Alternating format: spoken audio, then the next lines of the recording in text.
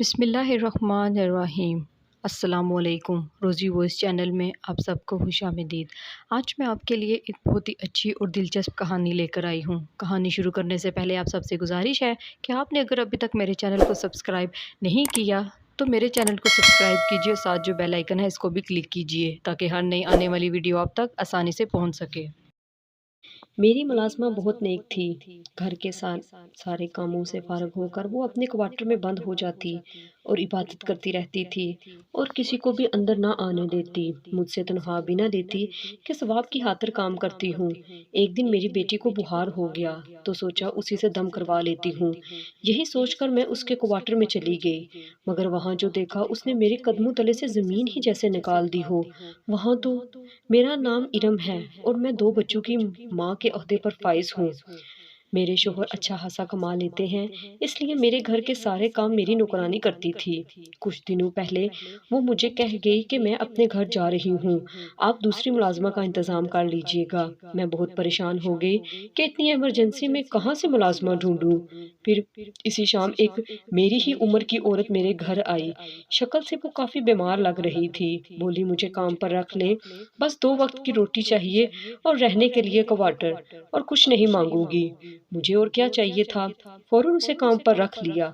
उसने सारे घर का काम बड़े अच्छे से सँभाल लिया। वो बहुत नेक थी, मेरे शौहर के सामने भी नहीं आती थी।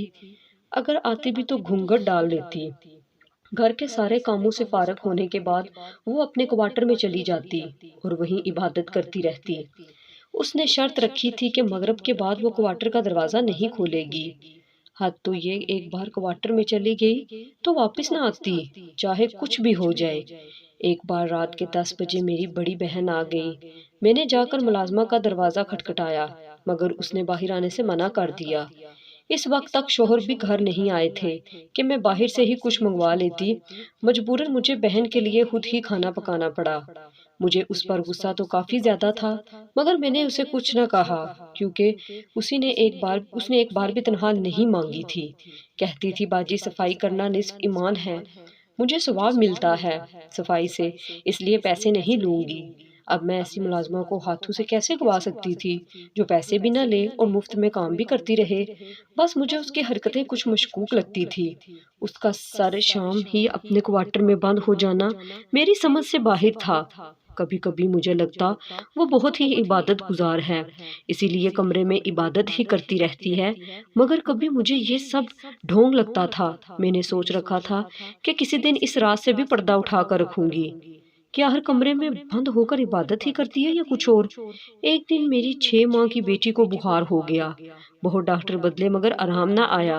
हमसाई ने कहा किसी नेक इंसान से दम कराओ, क्या पता बच्ची ठीक हो जाए। मैं कहाँ किसी नेक इंसान को जानती थी सिवाय अपनी काम वाली के, इसलिए बच्ची को लेकर इसके क्वार्टर में चली गई। हस्बे मामूल उसका दरवाज़ा बंद था। मैंने उसे बहुत आवाज़ें दी कि बेटी को दम करवाना है, खोलो, मगर उस बंदी ने अपनी कसम ना तोड़ी। मैं मायूस होकर वापस चली गई। अगले दिन जब वो घर की सफाइयों में मशगूल थी तो मैं चोरी चोरी इसके क्वार्टर में चली आई। मैंने इसके पूरे कमरे की तलाशी ली, मगर मुझे कुछ ना मिला सिवाय उसकी शादी की तस्वीर के। वो काफी साल पुरानी तस्वीर थी जिसमें मियाँ बीवी दोनों ने घूंघट और सहरे से चेहरे छुपाए हुए थे। शोहर कुछ दिनों के लिए काम से बाहर चले गए तो मैंने अब इस पर कड़ी नजर रखनी शुरू कर दी। इसके क्वार्टर से किसी की बोलने की आवाजें भी आती थी। एक दिन बड़े बेटे ने बताया कि उसने किसी को मुलाजमा के कमरे में जाते देखा है। मैंने इससे सख्ती से पूछा तो कहने लगी बाजी मेरा घर वाला कभी कभी आ जाता है गांव से मिलने। मैंने उससे कहा अच्छा ठीक है, अब की बार तुम्हारा शोहर आए तो मुझसे मिलवाना। मेरी बात पर उसका रंग फक हो गया और वो भाग गई। मुझे ये सब कुछ ठीक नहीं लग रहा था। अगले दिन उसके आने से पहले ही मैं उसके कमरे में छुप गई ताकि देख सकूं कि उसका शोहर ही मिलने आता है या कोई और चक्कर चला रही है। आधे घंटे के बाद वो अपने कमरे में चली आई। तैयार होकर किसी को फोन किया और कहने लगी आ जाएं, बीबी घर पर नहीं है, मैं भी अपने कमरे में हूँ। मुझे जानने का तजस्सुस हो रहा था कि आखिर वो किसको बुलाने जा रही है। थोड़ी देर बाद दरवाजा खुला और जो शख्सियत अंदर दाखिल हुई उसे देखकर मेरे सर पर आसमान टूट फट गया। वो तो मेरा शोहर ही था। मुझसे बर्दाश्त न हुआ तो मैं चिल्लाती हुई इन दोनों के सामने चली आई। मेरे शोहर के रंग उड़ गए और कहने लगा, मुझसे नाराज ना हो, पहले मेरी बात सुन लो। ये मेरी पहली बीवी है। आज से 10 साल पहले गांव में इससे शादी हुई थी मेरी।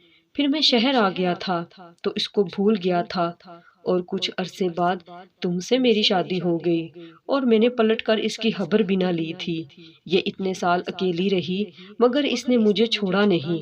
अब भी सिर्फ कुछ दिनों के लिए आई है कि मरने से पहले चंद दिन मेरे साथ गुजार ले। मैं उसकी आखिरी ख्वाहिश को इनकार ना कर सका।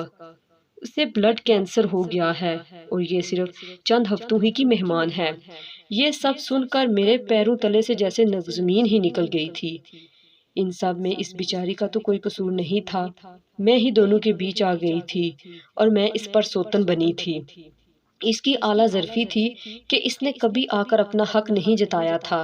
मैं इसे क्वार्टर से अपने कमरे में ले आई और कहा, आज से ये तुम्हारा कमरा है, अपने मियाँ के साथ इसी में रहो। मैं कुछ दिनों के लिए बच्चों को लेकर मैके आ गई।